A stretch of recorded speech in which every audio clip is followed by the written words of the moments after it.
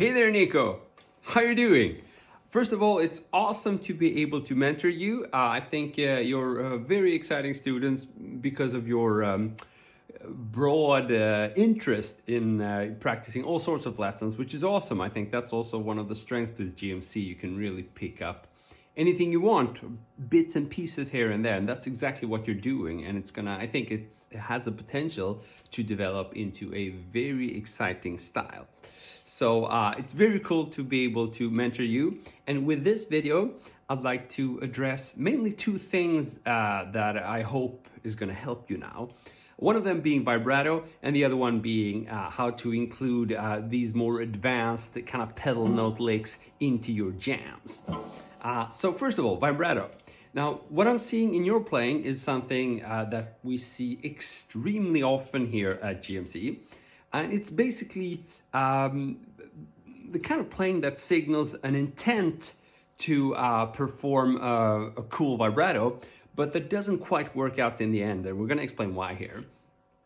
So I can see in your playing that you're trying to generate a movement that not only comes from your hand and fingers, but that comes from your whole arm. And this is really key for vibrato, right? You don't want this kind of narrow Kirk Hammett stylish vibrato. We want a wider vibrato movement, and that comes from using the whole arm. So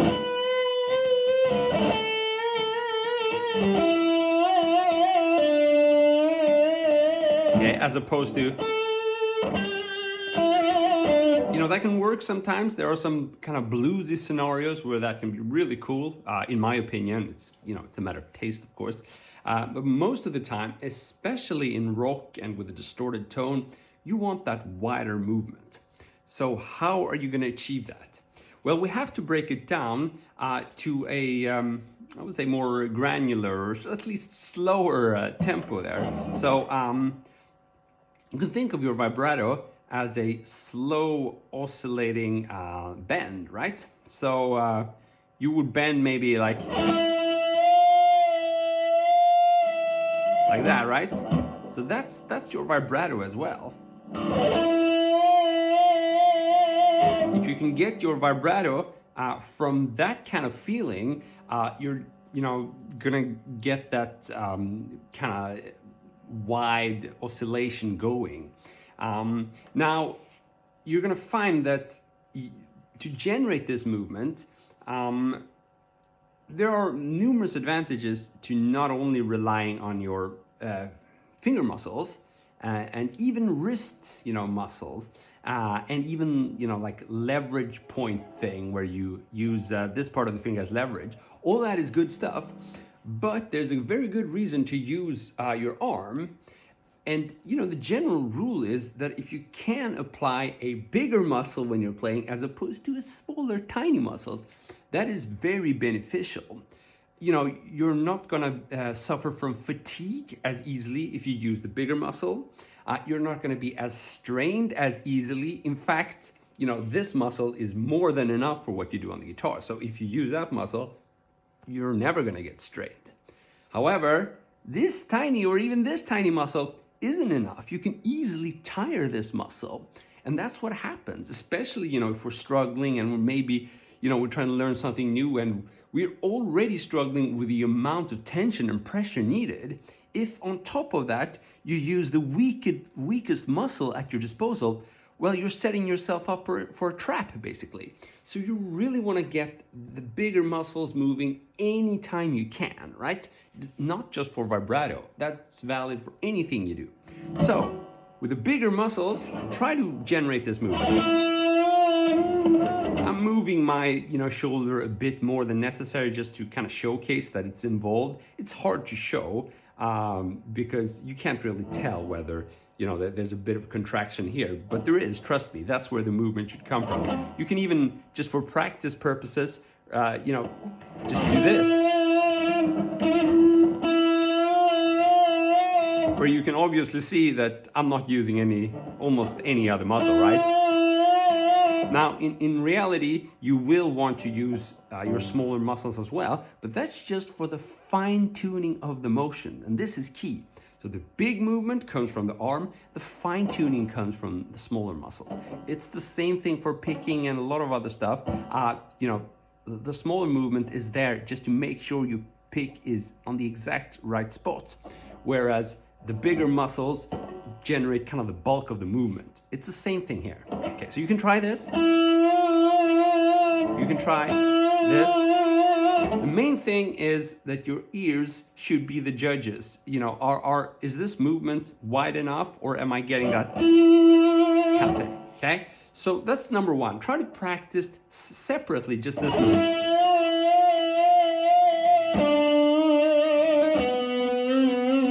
But that's not all, because in your playing, I'm also seeing a tendency to kind of throw on that vibrato immediately. It's like that vibrato is an issue, so I gotta deal with it. Every time I land on a note, throw on some vibrato, I know I need to work on it. Now that's a trap as well. It's actually better to not use your vibrato there. So no vibrato, and unless your guitar is really poorly intonated, it should work okay. So if you're just resting for a little bit on one note, and then continue, it's okay to not use any vibrato.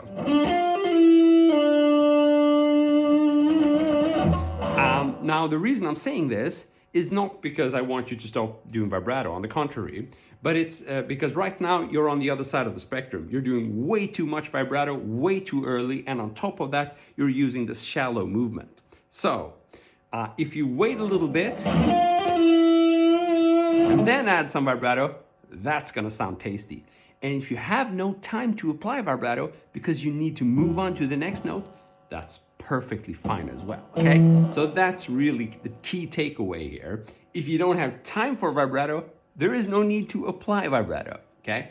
Now, what I'm hoping this is gonna result in is like a kind of timing-wise, some restraint. So I want you to gradually build that vibrato, because that's where I think a really cool sounding vibrato comes from. It comes from not stressing it. It comes from like a gradual build-up. And once you're there, once you're playing that vibrato, it should be that big movement, okay? So now we're piecing it all together. So here's what I want you to do. Apply gradual vibrato or no vibrato, and once the vibrato is rolling, I want you to use the big muscles. If you can practice that, I think we're gonna see some major progress in maybe just a few weeks, because you don't have any major technical issues there. It's just a matter of the thought process there. You need to understand what to strive for, okay? So if you can adapt this, I think we're gonna see some quick progress actually from you. Now, vibrato is something you're working on. It's a lifetime thing, but in your case, I'm pretty sure we can see some big progress soon, because I've seen you use the wider movement. So it's not that you've never done it. I think it's just you're throwing everything into the mix there, and it's just too much. You need to step back a little bit, and we're gonna get some really tasty vibrato from you. That's the first thing I want to discuss, and we're already 8 minutes in. The second one is, how to include this kind of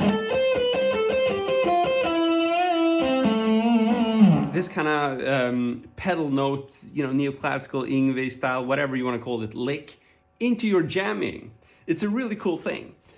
So here's the deal. You can play this already, but you're not flexible enough so you can kind of go back and forth between improvising and doing that. So what you need to do is you need to give your muscle memory some examples of how that is done. So basically, at a really slow tempo, you need to rhythmically fit this pattern in with something you can already play, okay?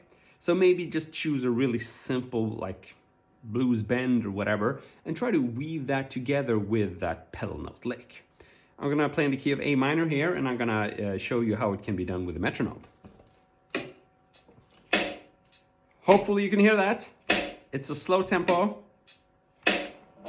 Okay, so our pedal note lick, I'm just using something on the top of my head. I haven't studied that exact lesson. That's a pedal note lick. Now, if we maybe... So that would be our lick, you know, the one we already mastered, which we're gonna try to combine with this pedal note lick.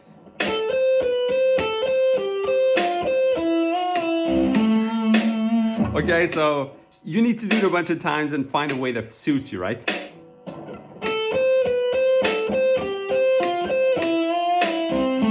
So that's better. Let's try some other lick. I don't know. Something bluesier.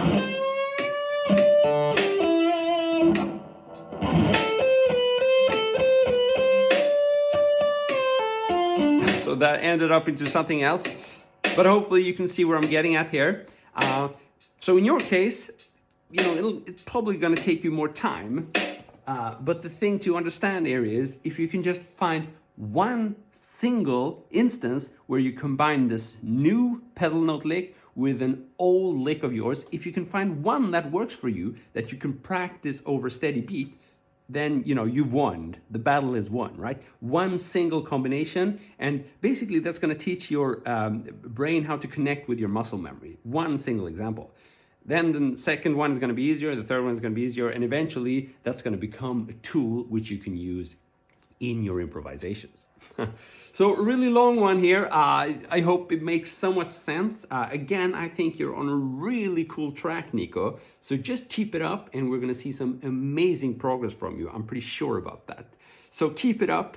See ya. Cheers.